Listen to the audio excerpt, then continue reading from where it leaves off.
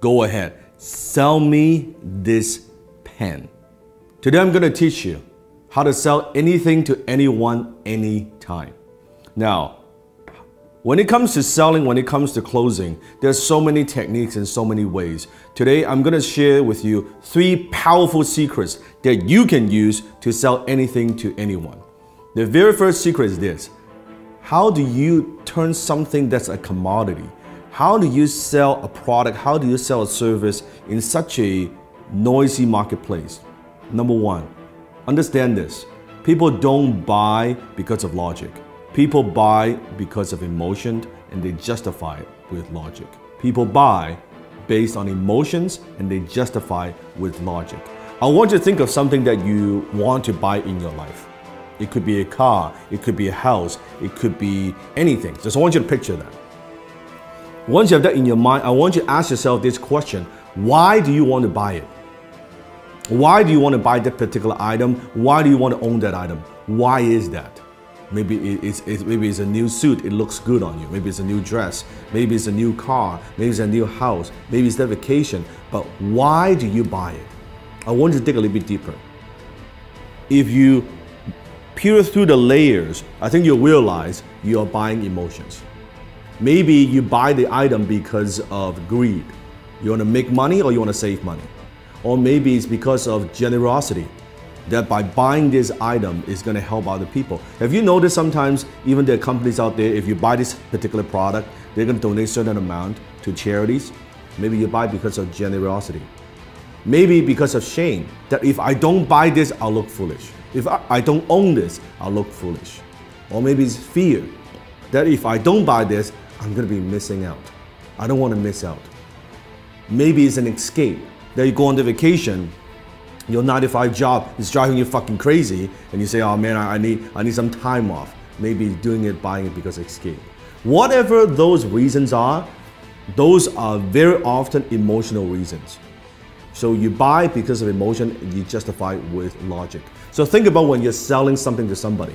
Are you just talking about features and benefits? What this thing would do for you? Or are you pushing those emotional hot buttons? I remember one time I was in Harry Rosen, which is a very well-known kind of menswear store, high-end in Vancouver. I walked into the store and I was walking by the Tom Ford section. And the salesman approached me and said, sir, is there anything I can help you with? I said, no, I'm just browsing around. And he said, do me a favor. Put this suit on. Now, at the time, I've never owned a Tom Ford suit before. I have a lot of suits, but I don't have a Tom Ford suit. He said, do me a favor, put this on. I said, all right. I put it on. He said, how do you feel? Well, it feels pretty good. I said, okay, also try this on. Put on this tuxedo. I said, okay, that's pretty good. He said, oh, it looks great. He said, sir, are you a fan of James Bond? I was like, who isn't a fan of James Bond? Like, duh. He said, you see this suit right here, this tuxedo, is the exact suit, exact same design as James Bond wears in Casino Royale. You know the scene when he was gambling? He said, fuck, it looks good, right?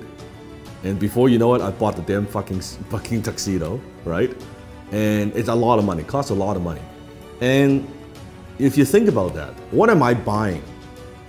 I'm buying emotions. What I'm buying is this. I'm buying when I wear this tuxedo, I mean, I feel good. As a James Bond fan, I feel like James Bond. Even logically, I know this, of course, is not James Bond. I'm not James Bond. But emotionally, it takes me there. This is cool that I own, I wear the same tuxedo, the same fit, right? The same everything. And then he upsold me on the damn, like the shirt and the cufflink, the whole 9 yards, right? That's what I'm talking about. People buy because of emotions and they justify with logic. You have to understand that. Don't push your products, don't just push your services, don't push the features and benefits. Think about what are those emotional hot buttons that you're pushing. Number 2, people don't buy their way into something, they buy their way out of something. It means people very often, they're buying something because they have a problem they want solved. They want to buy their way out of that problem. People don't buy the drill, they want to hold on the wall. So what is it that you are helping them solve? What problem? What is it? What is that thing? You have to understand. So I always say the amount of money that you make is in direct proportion to how deep you understand your marketplace's pain. The amount of money you make is in direct proportion of how deep you go, how much you understand your marketplace's pain.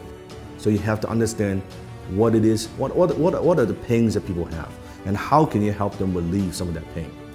So think about that. Number 3, people don't buy products and services, they buy stories. Because when there are so many choices out there in the marketplace, on the internet, any product that you want, there are hundreds and hundreds of choices. How do you stand out? How do you add emotions to a commodity, a pen? What's the difference between a $2 pen like this or an $800 Mont Blanc John F. Kennedy limited edition exclusive pen? $800 pen. It's the same pen. It has the same functions. Story. When you add story to an item, suddenly when you add the John F. Kennedy, the president's story attached to a brand, to a logo, it is 10 times more valuable. It is 100 times more valuable. It is 300 times more valuable, that particular pen. All because the story, it writes the same. A $2 pen you can write too. That's the difference. So think about what's the story? How can you inject stories into everything that you do? Maybe it's an origin story. How did you get started? Why do you do what you do? What about also stories of your customers?